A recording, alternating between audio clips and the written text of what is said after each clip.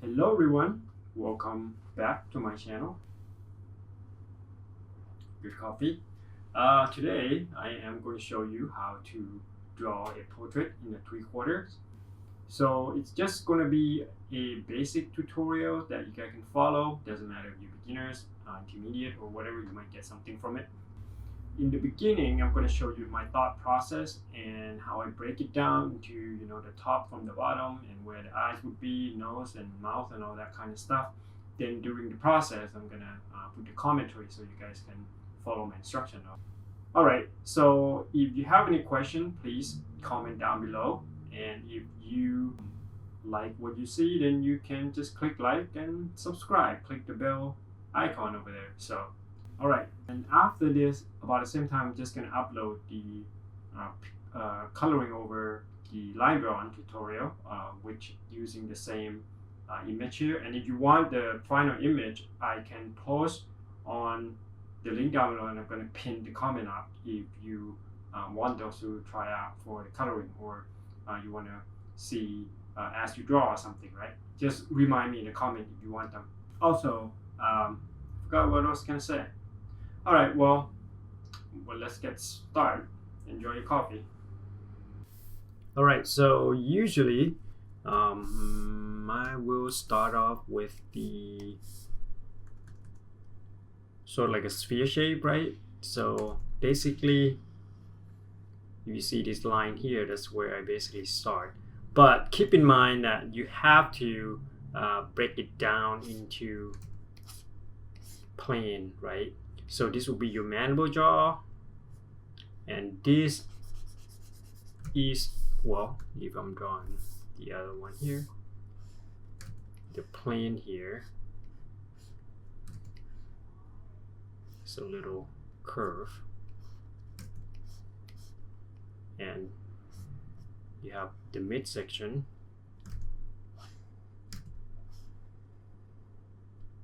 and the eye line.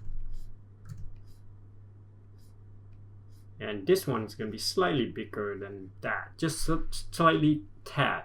So this one here are basically plain. If you look at it, you would kind of think of it as some sort of a box here, right?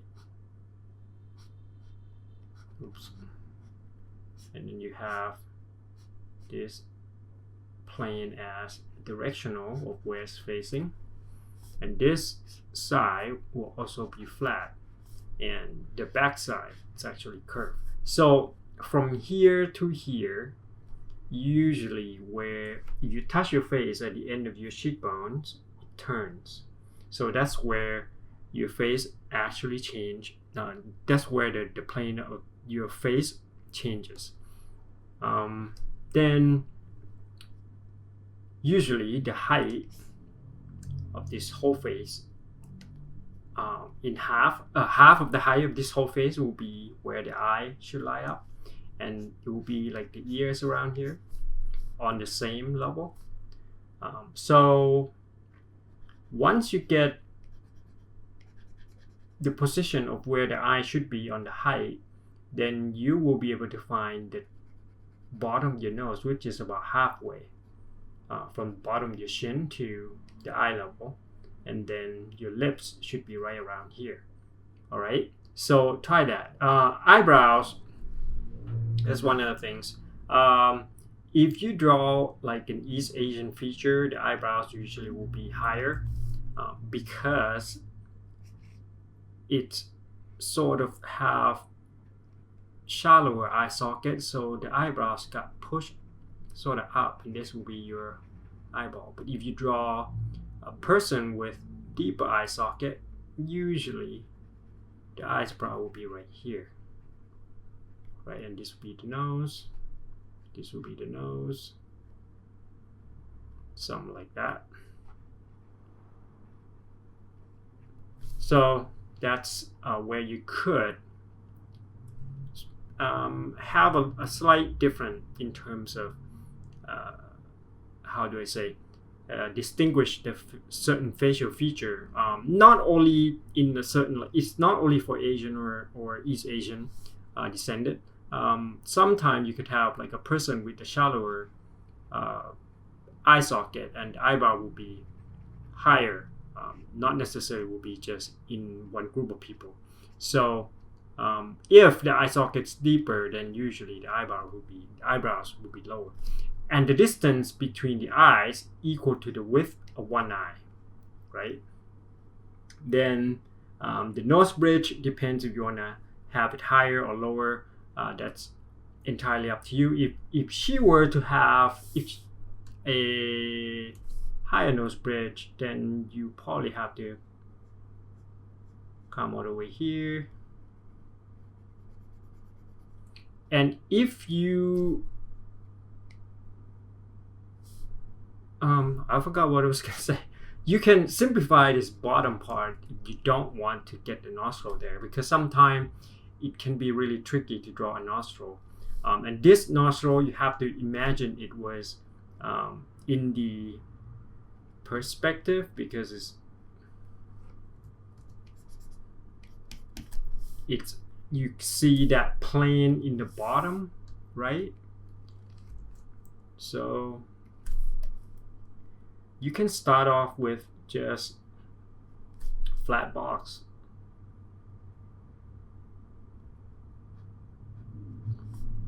And then try to get the circular shape underneath it, right? And then there'll be the nose. If that was to be easier, depends. And then you have to kind of identify where this part of the nose bridge would be, right? Tip of the nose and the nostril. Break it down. Visualize it in your head first before you actually start drawing, and try to get the whole form. And you don't have to draw everything. You can just draw basically what I have is the side of the nose. Whoops. Let me turn this off. Just the side of it, and then the nostril, and then part of the other side. Sometimes you can draw the whole line and just leave the side of the nose. You have to pick and choose which way to go. It will be fine if you don't draw this at all. Sometimes, right? It would just be fine. It would change the facial feature a little bit, but it wouldn't hurt as much. And sometimes you could even get away with simplify the nostril. Just maybe adding just shadow, right? And then so you don't have to always get the nostril down. You can just add the shadow. That would be one other ways to do it. Right there. You can kind of darken some part, but the thing is, when you put whatever you put down in there, you have to making sure that it's fit for the rest of them, so it doesn't look like it's off or something. Another thing you guys asked me about the line width. If you notice, I have, every time I have something curving out, it's always a bit thicker. And usually the line that are a little more important, or primary line, or the line that say that the outline of the face, will often be thicker than whatever is inside. But if you have this line, it could also be thick also. You have that line from the nose bridge, right? And the line for the lips also could be thicker, but the outside of the lips would be thinner. So it depends on what is more important, what is more visible.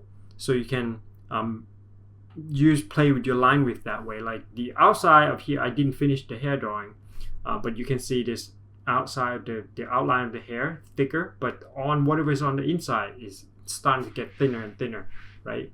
So that's one way to play with line, like by organizing it depending on the visibility, right? And then the thick and thin can varies depending on how you want. Let's just say this thicker on the upper eyelash and it's thinner on the lower part of your eyes. And also, if you want to play with this, you can also make it thicker on that part that has more round or more, how do you say, more meat, and then skip thinner.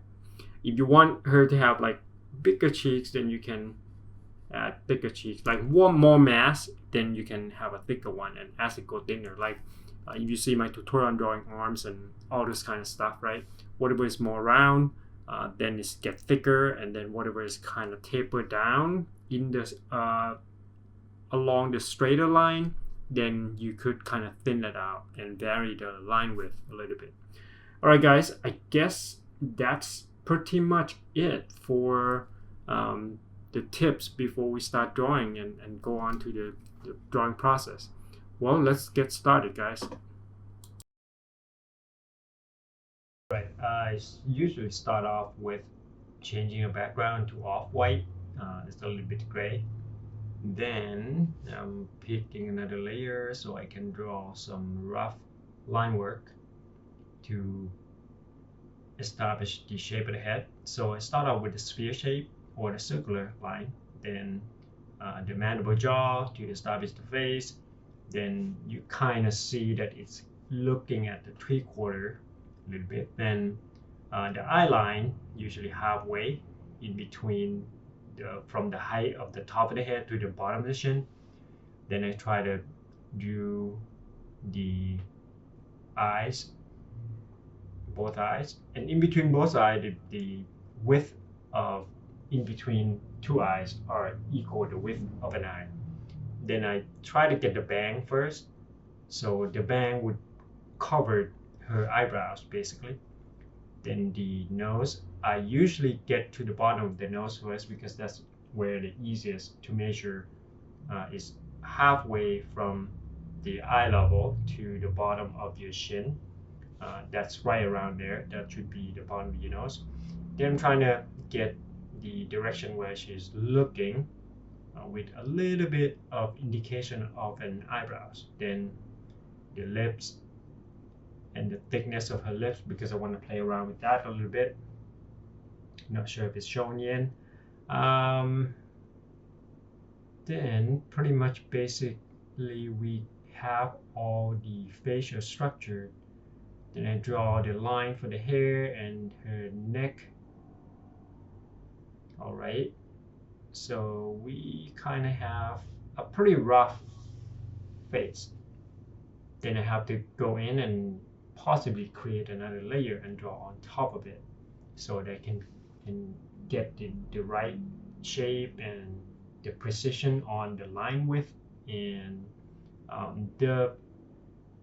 when you are drawing a facial feature, usually I try to get, if I want it to look good, it's more like where it's located and the precision of each part of the face, like where the eye would be or where the nose would be or the distance in between them or what shape. It's not about the amount of detail, it's about the precision and the position.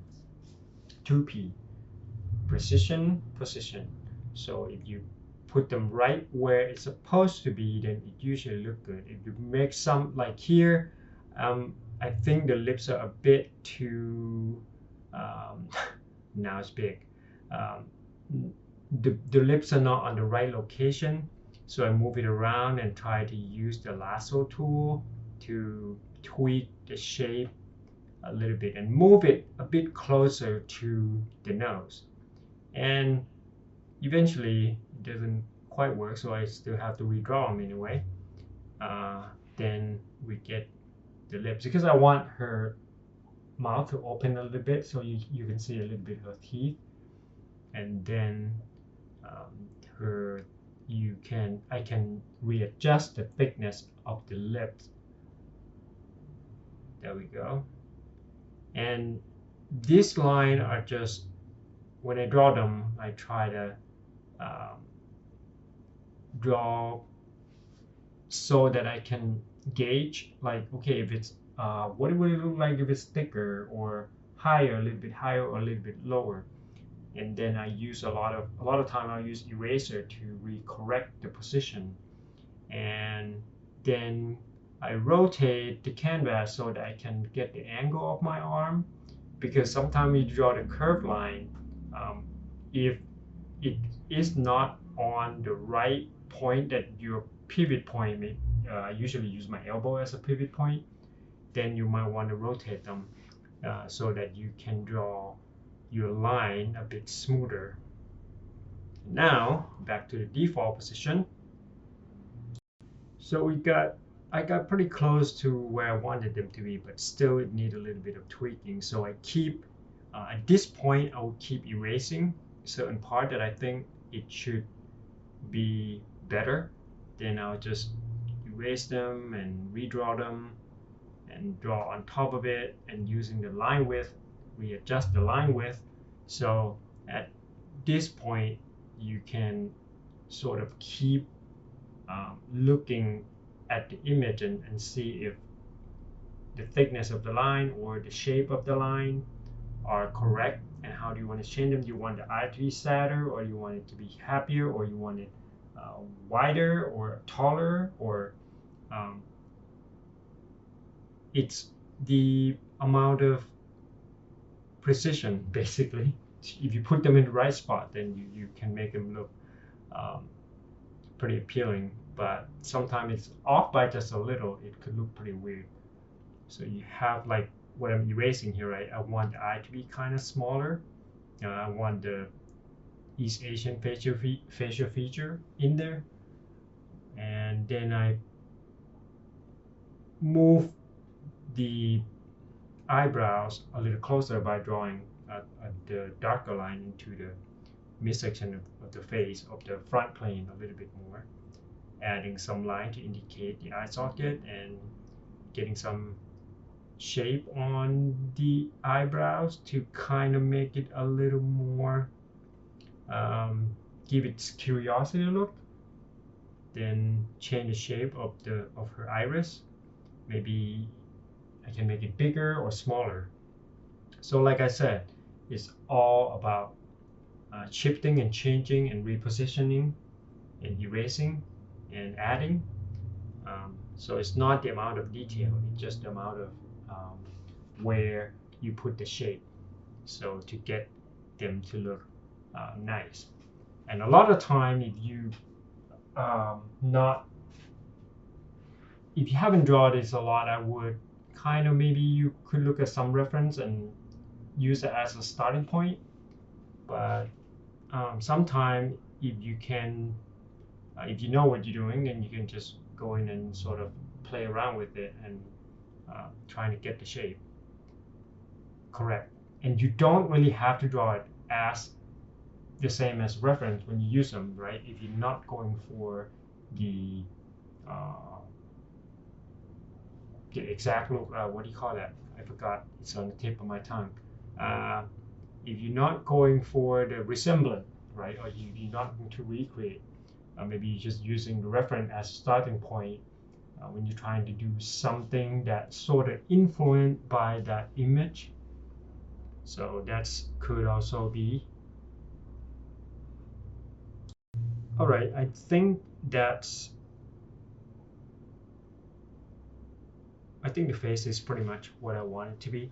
And also you can replace or mixing up hairstyle with whatever the reference that you want to use for the hairstyle. Like let's say you just type in Google for face or hair style, and then you kind of mix and match them and use them in your drawing, right? Because sometimes when you want to design a character, you want some maybe interesting hair, depends on the personality of the character, then you want a certain hairstyle, and or You look at some of the face. If you have somebody in mind, some actor, actress, or model, or whatever, or your friend, you can kind of use that as a starting point and retweak it. You know, if somebody has a super angry face or a super sort of playful face or whatever that you think fit your character, then you can use that and sort of play around with it. All right. Yeah. Now I think that's the face that I'm going for pretty much. Then we just gonna keep going with the rest of the shoulder, because I usually, when I draw the head, I like to add a shoulder in so that it has a little bit of weight and structure. Then the hair, the bang. I guess this is pretty much it, and the rest of them are just going to be something that add on. And hair, like I explained earlier, you don't want to draw every single strand of hair. You want to break them into groups, and those are going to be where you want to you don't want to, like, when you look at hair, you have to look at it as form, not hair. So what kind of shape does it make, and how big for each group of hair, you can separate them into groups, and that's gonna make it easier for you to look at the hair and draw them. Same as in painting, right? You can just look at it in terms of light and shadow instead of trying to look for every single detail of it. Simplify. Simplify is really important in drawing, because the better you can simplify, the more you can simplify, the better the drawing will be. All right. I will just leave the rest of these drawing without any comment. You can just look at them. Pretty sleepy right now. All right. I will see you guys in the next video. If you guys have any comment, please post them down below. And if you guys are serious about drawing and painting in digital, then you can just go to the link down below the video. You can see a bunch of links that go to the premium tutorial, the Ultimate Digital Painting for Beginners, Volume 1 and Volume 2. Those are like 10-20 hours long. And I heard they're pretty good from the feedback that I get. Anyways, alright guys, see you later.